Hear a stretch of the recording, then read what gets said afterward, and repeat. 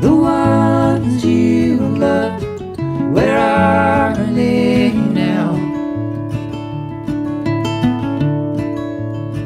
So many people I once knew, now just pictures faded through, stuck to pages rarely turned, their dusty smiles lost somehow.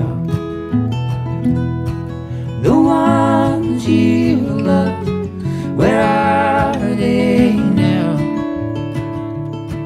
The ones you loved, where are they now? And I'm hoping that I'll still hear them loud.